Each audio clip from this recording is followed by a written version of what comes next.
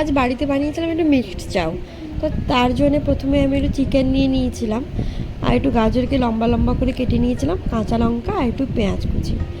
তো তার সাথে ডিম দেবো, কিন্তু মিক্সড চাউর জন্য চিংড়ি মাছ লাগে, চিংড়ি মাছটা ছিল না, তো ওটা ছাড়াই করছি। তো কড়াইতে ফার্স্টে আমি একটু জল দিয়ে দেবো, এবার জলে একটু নুন দিয়ে দেবো, তারপরে আমি একটু নুডলসটাকে সেদ্ধ করে নেবো। তো জলটা যখন ফুটবে তখন আমি নুডলসটা দিয়ে দেবো। তো 4-5 জনের মাপেই করেছিলাম, তো একটু বেশি করেই নুডলসটা দিলাম। তো নুডলসটা যখন সেদ্ধ হয়ে যাবে তখন আমি ওইটা জলটা ছেঁকে নেব। নুডলসটা সেদ্ধ হয়ে গেছে, এবার আমি জলটাকে ঝরিয়ে নিলাম। এবার আমি বাকি প্রিপারেশনটা করে নেবো আস্তে আস্তে। তো এরপরে চিকেনে একটু নুন, একটু হলুদ আর একটু গোলমরিচ গুঁড়ো দিয়ে এটা ম্যারিনেট করে রেখে দেবো।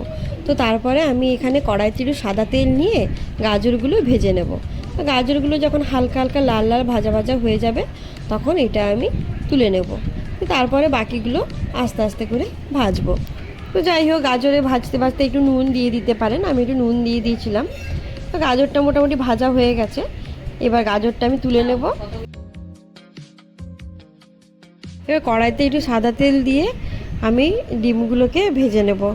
এবার কয়েকটা ডিম দিয়েছি, এবার ডিমগুলোকে হালকা হালকা করে ঝুরি ঝুরি করে আমি ভেজে তুলে নেব। এখানে চিংড়ি মাছ দিলে খুব ভালো হয়, কারণ মিক্সড চাও তো, ওকে চিংড়ি মাছ দিলে খুব ফাঁকা ফাঁকা লাগে। তো ছোটো ছোটো চিংড়ি মাছগুলো ছিল না, তো ভাবলাম চিংড়ি মাছ ছাড়াই করি। তো যাই হোক, ডিমটা ভাজা হয়ে গেছে, এবার ডিমটাকে আমি তুলে নেব। ওই ডিমগুলো ভাজা হয়ে গেছে, ডিমটা তুলে নিলাম। এবার পেঁয়াজগুলো ভাজার জন্যে অল্প সাদা তেল দিয়ে কাঁচা লঙ্কা কুচি আর পেঁয়াজ কুচিগুলো দিয়ে দেবো। তো পেঁয়াজগুলো ভাজতে ভাজতে অল্প নুন দিয়ে দিলে তাড়াতাড়ি ভাজা হয়। তো নুনও একটু অ্যাড করে দেবো। তো নুন অ্যাড করার পরে পেঁয়াজটা হালকা যখন লাল লাল হয়ে যাবে তখন আমি ওই ম্যারিনেট করা চিকেনগুলো এর সাথে অ্যাড করে দেবো। তো এই ম্যারিনেট করা চিকেনটা আমি অ্যাড করে দিলাম। এবার এইটাকে নিয়ে মিক্সড করে আস্তে আস্তে ভাজতে হবে। মাংসটাকে যতক্ষণ না সেদ্ধ হয় ততক্ষণ আমাকে ঢাকা দিয়ে দিয়ে এটাকে ভেজে যেতে হবে।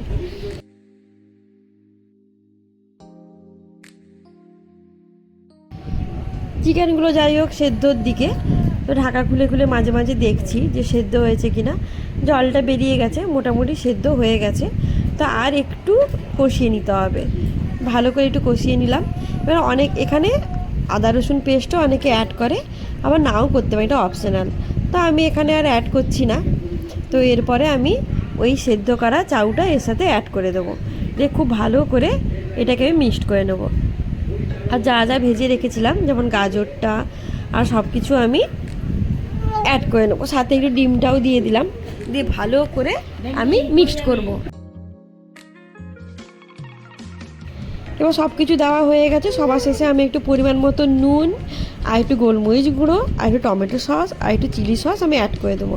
সব কিছু অ্যাড করে খুব ভালো করে আমি এটাকে মিক্সড করব।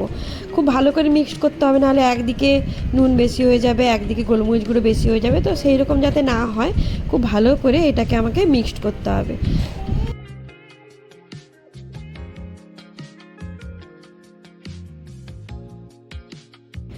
এবার খুব ভালো করে আমি মিক্সড করে নিয়েছি, চিকেনগুলো সেদ্ধ হয়ে গেছে, সব কিছু সেদ্ধ হয়ে গেছে, খুব ভালো করে মিক্সড হয়েও গেছে। এবার আমি এটাকে নামিয়ে দেবো। নামানো হয়ে গেলে আমি একটু পরিমাণ মতো যদি সস লাগে আর একটু অ্যাড করে দেবো। তো আমার হয়ে গেছে, আমি এবার নামিয়ে নিলাম।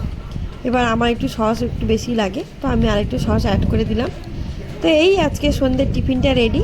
একটু মিক্সড চাও বানিয়েছিলাম, বাড়িতে আপনারা ট্রাই করে দেখতে পারেন, কেমন হয়েছে বলবেন, ভালো লাগলে জানাবেন। Thank you.